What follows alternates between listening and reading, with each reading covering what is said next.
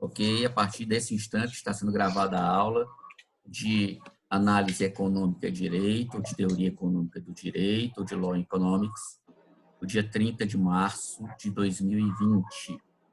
Conceitos referentes à recessão e à depressão econômica. Para Paul Samuelson, Nobel de Economia de 1970, depressão é um período longo, caracterizado por desemprego muito elevado, baixos níveis de produção, baixos níveis de investimento, reduzida confiança empresarial, queda de preços, numerosas falências de empresas. Uma forma atenuada de redução da atividade econômica é uma recessão. Tem muitas das características de uma depressão, embora em menor grau. Então, pessoal, vocês percebam que nós já temos algumas dessas características do conceito de depressão já instalados. Repetindo, depressão, de acordo com Paul, P-A-U-L, Samuelson, S-A-M-U-E-L-S-O-N, Paul Samuelson. Depressão é um período longo, caracterizado por desemprego elevado, baixos níveis de produção e investimento, reduzida confiança empresarial, queda de preços e numerosas falências de empresas. Então, pessoal, vamos aqui ver o que é que nós temos já caracterizado a depressão. Nós estamos com desemprego elevado? Estamos. Esses níveis de desemprego, eles vão aumentar ou diminuir? Vão aumentar muito ou pouco, pessoal? Muito. Aumentar muito. Então, nós já temos a primeira característica. Baixos níveis de produção. A produção brasileira, ela está diminuindo, continua igual ou está aumentando? A produção, pessoal, a produção aqui é produção de bens e serviços, ou seja, isso em conceito econômico. Produção de bens, carros, automóveis, motocicletas, móveis, vestuário, roupas. Está aumentando ou diminuindo? Nesse momento está diminuindo. Nesse momento está diminuindo e muito fortemente. Muito fortemente. Então, baixo nível de produção, investimento, baixos níveis de produção e investimento. Os empresários, eles não estão investindo, porque eles não têm uma percepção econômica de que a oferta irá aumentar. Ao contrário, nós estamos já no choque de oferta, ou seja, a oferta, a procura, ela está diminuindo. Consequentemente, a oferta também diminui. A outra característica de uma depressão é uma reduzida confiança empresarial. Então, percebam, nós já temos uma reduzidíssima confiança empresarial, porque os empresários, eles estão hoje com muito medo aqui no Brasil e nos países do mundo todo, sem exceção, de investir. E sem investimento não se inicia a retomada econômica, ao contrário. Nós, até o início desse ano, estávamos numa espiral para cima de crescimento econômico no Brasil. Agora, no início de depressão, nós estamos numa espiral para baixo de retrocesso econômico. Daí a reduzida confiança empresarial. A queda de preços, pessoal, eu quero que vocês me lembrem uma coisa.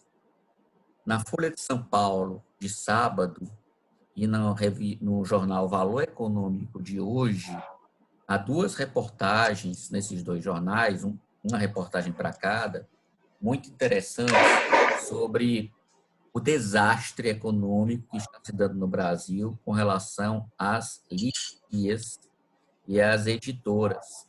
Nós temos que a Saraiva, uma das maiores editoras do Brasil, ela requereu um plano de recuperação empresarial, que é a possibilidade real de, se não der certo, ser decretada a falência, e do mesmo modo a Livraria Cultura. Eu vou passar para vocês, e com isso eu quero por favor, me lembrem. Com isso, pessoal, qual será a consequência disso? Os preços dos livros no Brasil, eles vão aumentar de preço ou vão diminuir? Aumentar. Diminuir. Porque, ó, reduzida a Com a atividade... falência? Não, com a falência não. Com a falência vai deixar de ser produzido. Se for decretada a falência, vão deixar de ser produzidas, Melina. Eu estou falando que essas duas empresas, a Cultura e a Saraiva, elas ingressaram, de acordo com a lei de falências, um pedido de recuperação judicial, que era antigamente a concordata. Então, digamos que eles estão em concordata. Não é mais tecnicamente, infelizmente, isso. Infelizmente, porque eu acho que a expressão concordata ela é muito mais técnica, ela é muito mais precisa e adotada nos Estados Unidos e nos países europeus, mas eles estão em recuperação econômica. Então, eles ainda produzem, só que eles estão parando de pagar vários fornecedores. Então, em consequência, nós temos uma redução do preço dos livros. Por que eu estou falando isso, pessoal? Porque eu assino, sou correspondente de várias editoras de livros pelo Brasil todo. E eu coloco meu computador para me avisar, para mim, quando a promoção de livro ele está 30%, 40% ou a 50%. Pois essa foi a primeira vez na minha vida que eu recebi 4 e-mails de uma semana e meia para cá, todos falando de desconto de livros a 50%. Eu quero que vocês me lembrem depois isso no WhatsApp. Eu vou passar para o e-mail de algum, e aí combine com o restante.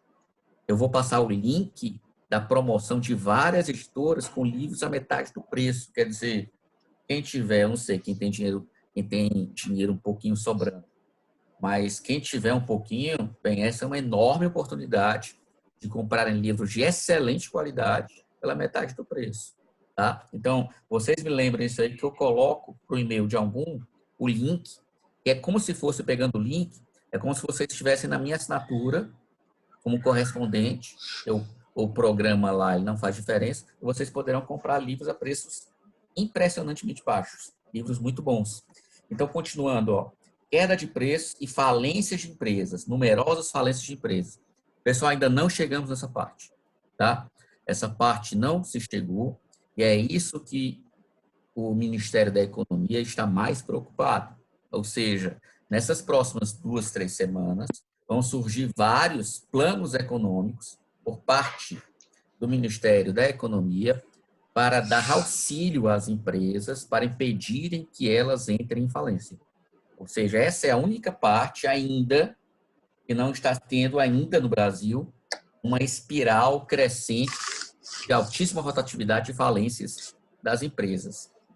Finalmente, pessoal, nessa primeira parte do nosso encontro, eu quero que vocês anotem, também de acordo com o conceito de Paul Samuelson e North House, que é o outro autor, amigo dele, que é o que continua a obra, eu quero que vocês anotem o conceito de recessão. Posso falar? Um minuto.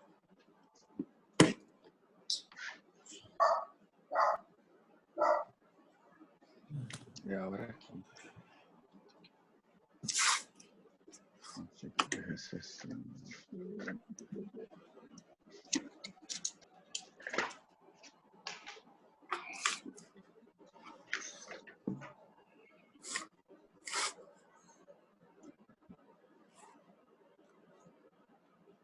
Ok? Por mim, pode mandar, professor. Recessão, de acordo com Paul Samuelson, Nobel de Economia de 1970, é um período de redução significativa da produção, da renda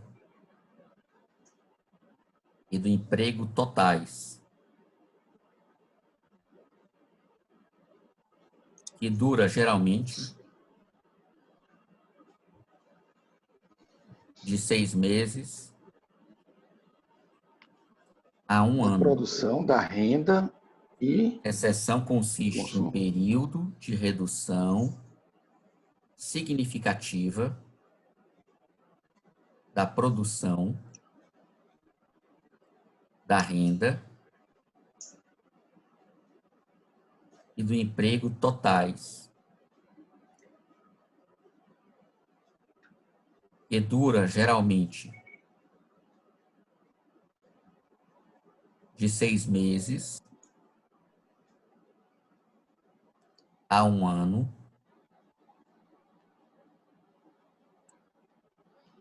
e é caracterizado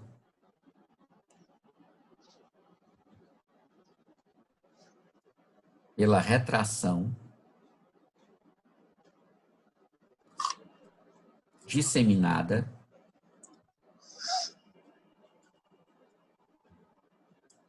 em muitos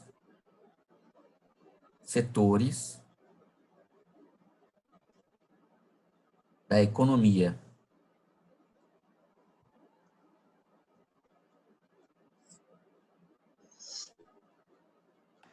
Então, percebam, pessoal, o governo nega que nós estamos em depressão. Ele nega. Tecnicamente, há uma parte abalizada da doutrina econômica que diz que eles podem estar certos. Nós não estamos em depressão. Nós estaríamos numa recessão. Por quê? Porque nós já temos essa redução da produção, nós já temos uma diminuição da nossa renda. Por exemplo, pessoal, no meu caso, eu sou chefe jurídico de um escritório de uma grande empresa aqui do estado do Ceará, que eu não vou dizer o nome, tá? Eu tenho um salário lá. Eu sou também empregado, trabalhador da organização Farias Brito, da qual eu ganho meu salário como professor aqui da universidade. Mas eu sou profissional liberal também, eu sou advogado. Na parte da advocacia, todos os meus clientes ou não falaram nada e deixaram de pagar, aí os que falaram pediram para que eu perdoe eles por enquanto e só possa cobrar depois. Todos eles eu aceitei. Quer dizer, a minha renda já diminuiu. Muitos de vocês, por vivermos no estado do Ceará, é um estado muito voltado ao comércio, deve ter familiares já com uma diminuição expressiva da renda. Ou seja, nós já estamos num período recessivo nisso. E aí que duraria de 6 meses a 1 ano. Agora, e retração disseminada de muitos setores da economia. O que é que eu defendo, pessoal? Não é o que eu penso, tá? É o que eu acosto-me a setores da doutrina. Então, eu entendo que nós estamos numa situação muito rara, tá? Só um instante. Uma situação muito rara e triste da economia. E isso acontece, pode acontecer, mas, pessoal, é muito mais frequente isso acontecer em guerras. O que acontece? Você estava descendo num período de recessão, isso estava começando a acontecer com o mundo todo, exceto com o Brasil, que estava assim e poderia subir levemente.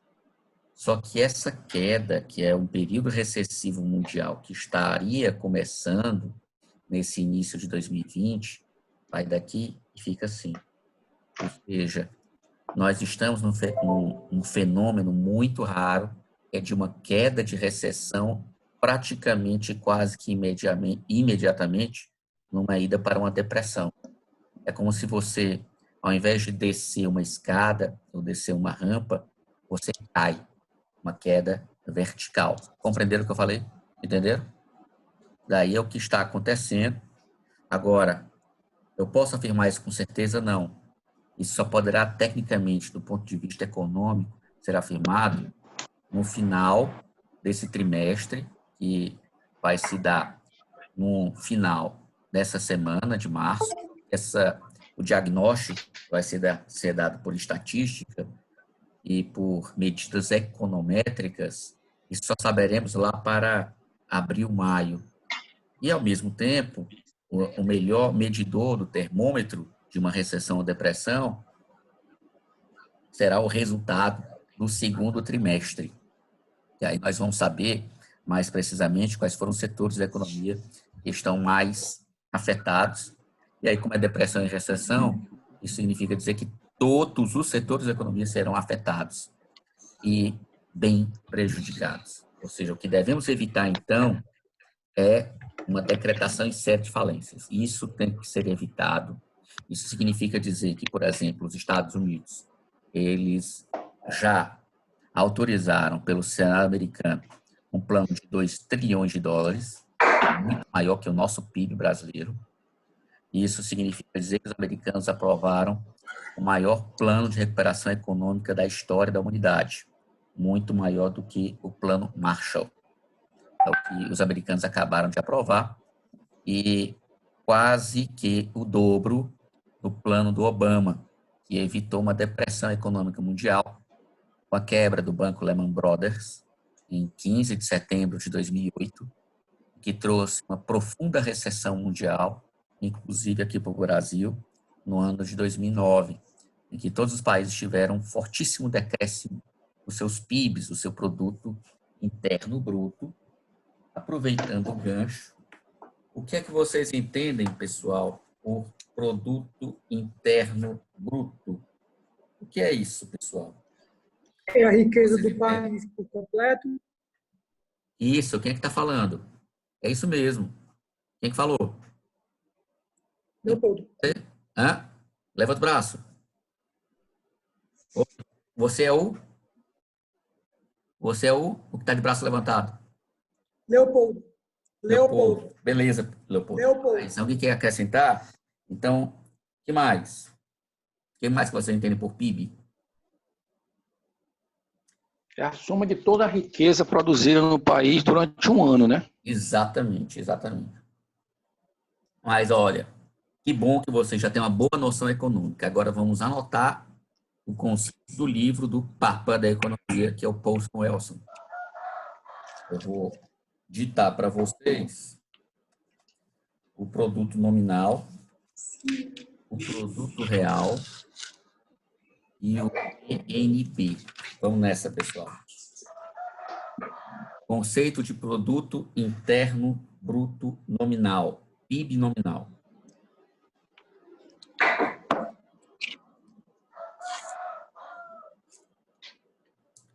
Para Paul Samuelson, o PIB nominal é o valor do produto total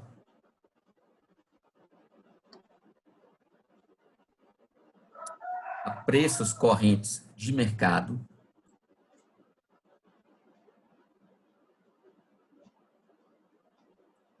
gerado em um país durante um determinado ano.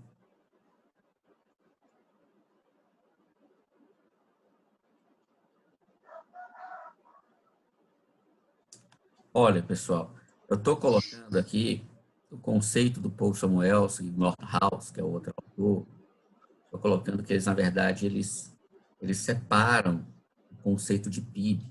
Eles são muito mais técnicos, por isso vocês vão anotar, acabaram de anotar o conceito de PIB nominal, PIB real. Agora eu vou passar para o produto interno bruto real, PIB real, conceito. Posso falar? Pode.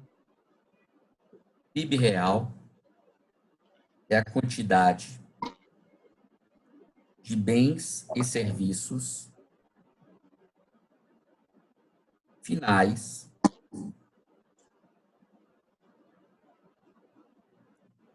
produzidos em um país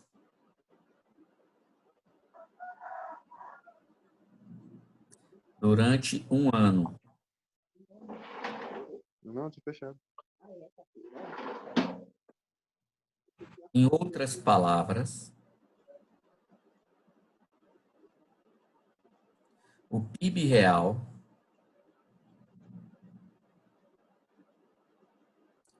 é o PIB nominal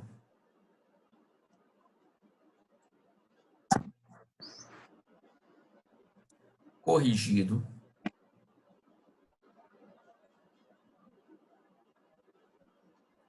da inflação dos preços.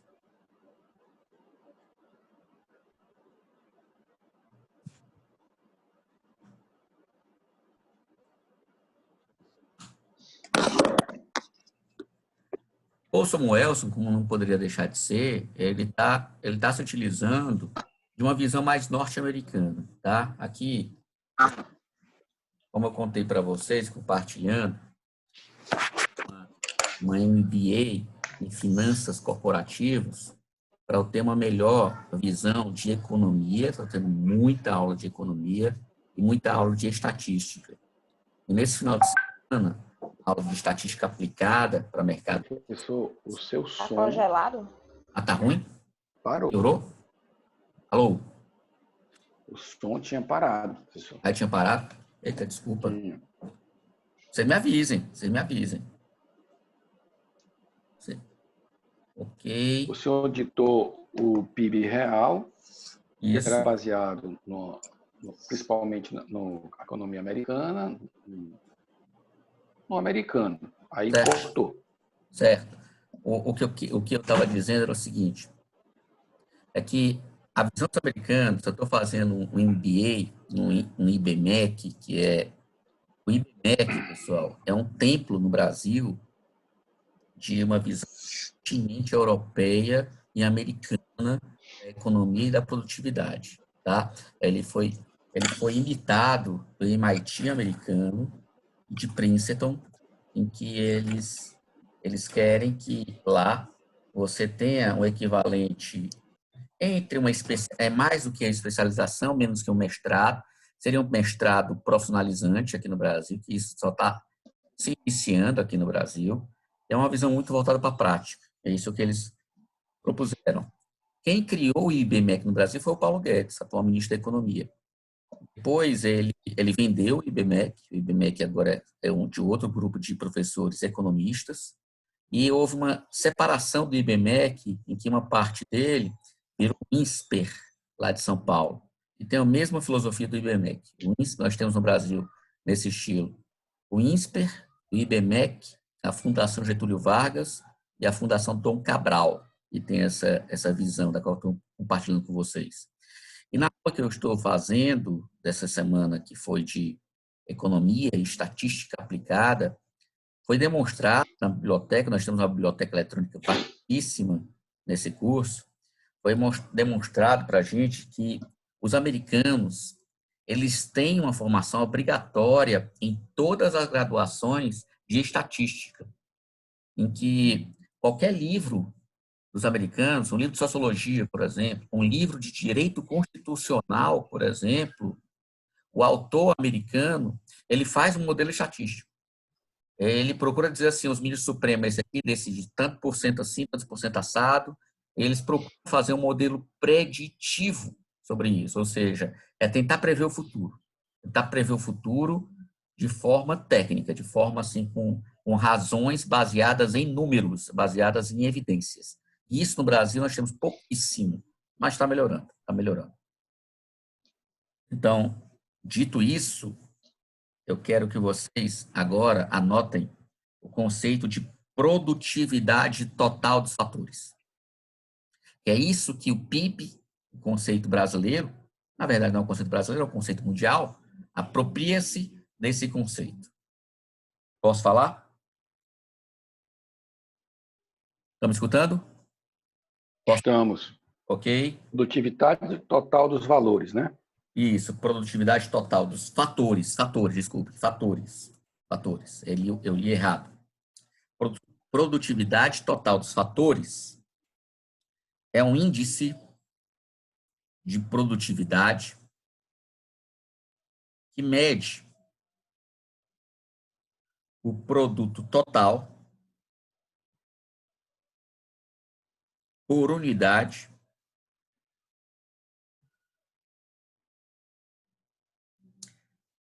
da totalidade dos fatores produtivos. Só uma observação, pessoal, o Zoom acabou de me informar que nós temos mais 10 minutos. Quando aqui for fechado esses 10 minutos, eu vou abrir, a gente fala para tomar água e a gente recomeça, tá bom? A gente recomeça. Então, bem, continuando. O numerador do índice é o produto total.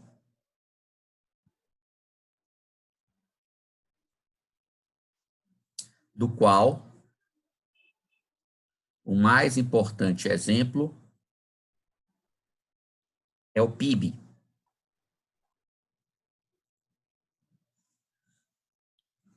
Enquanto o denominador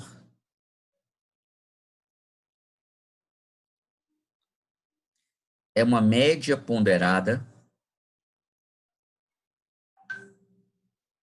dos seguintes fatores, 2 pontos.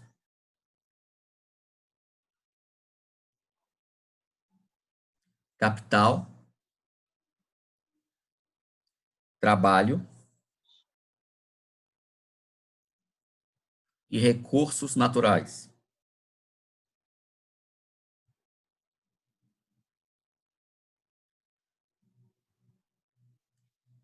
O crescimento da produtividade total dos fatores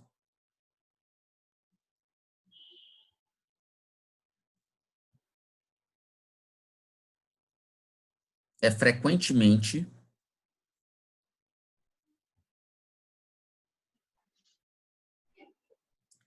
considerada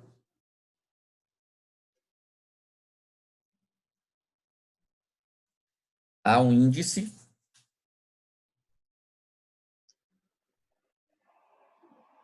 da taxa de progresso tecnológico.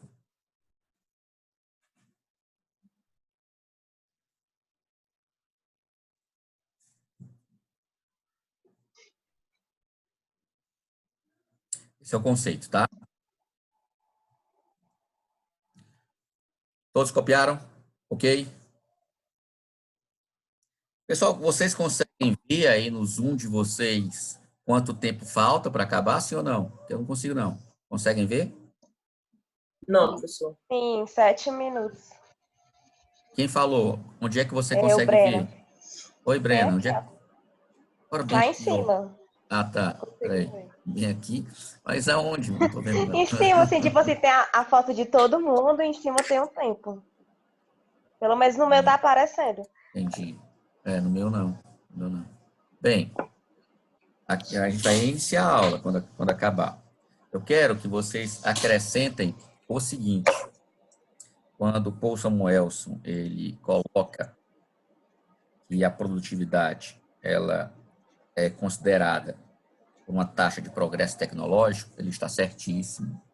Inclusive, essa criação foi dele. Mas eu quero que vocês acrescentem também o seguinte. O investimento em conhecimento e capacitação humana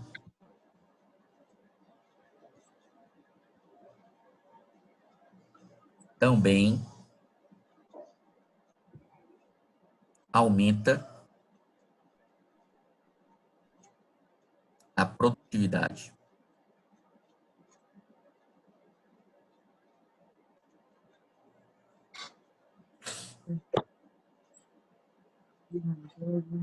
Por que eu coloquei isso, pessoal? Olha, esse livro dele que eu tenho aqui é o livro da 19ª edição, é o livro mais utilizado do mundo, tá? Esse livro é utilizado aqui nas faculdades brasileiras melhores, em todas as faculdades dos Estados Unidos e em todas as faculdades, ou quase todas as faculdades da Europa.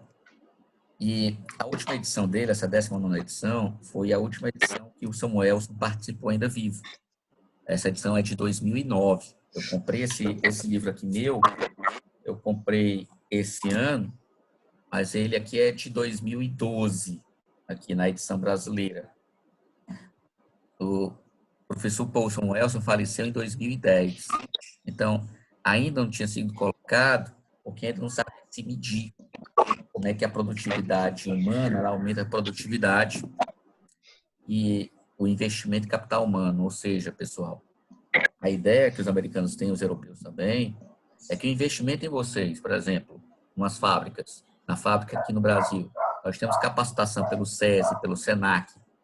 Você faz uma capacitação para, ao invés de chegar aquele eletricista na casa, para colocar as lâmpadas, para ajeitar o cabo da internet, a maioria deles, pessoal, perceba, no Brasil, eles não têm qualquer formação, eles aprenderam porque aprenderam de outro, num aprendizado oral.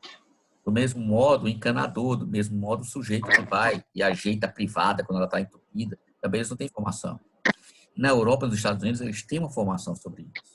Quer dizer, o que se coloca? É que se o encanador de vocês, o da minha casa, tivesse feito, por exemplo, um curso no Senac, o aproveitamento e a produtividade seria muito maior.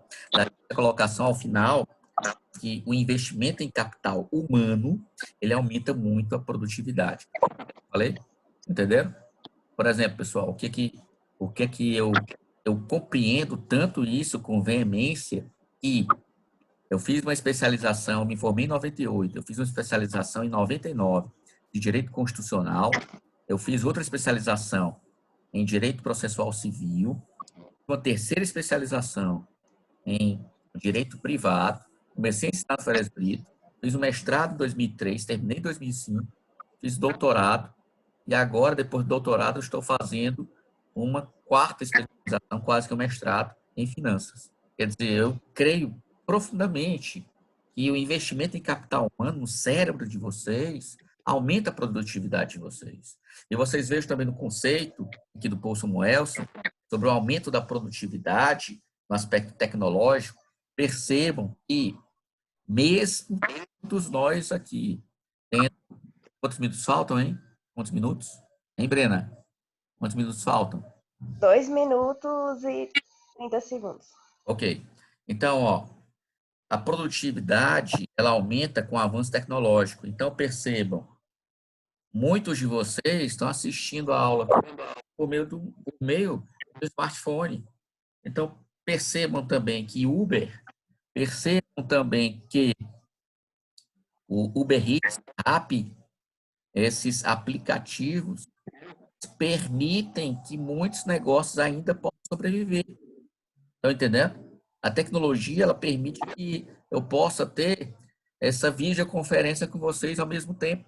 Isso há 10 anos atrás era impensável. Eu quero mostrar para vocês, então, como o investimento tecnológico, ele aumenta a produtividade. Como o aumento da tecnologia, ele aumenta a produtividade. Todo mundo entendeu? Ele aumenta de forma fantasticamente eficiente, que é um dos conceitos importantes da economia, que é a eficiência. Então, dito isso, eu encerro a primeira parte da aula e eu vou começar a segunda parte com o conceito também, o conceito mais amplo de PIB do Paul Samuelson, e a gente começa a ver outros aspectos da intervenção do Estado na economia, que é o que está acontecendo no Brasil e no mundo agora, nessa semana, tá bom? Encerrando nesse momento, vamos recomeçar às 10h55, tá bom? Tomar um copo d'água agora, vamos dar uma paradinha agora. Forte abraço, até já!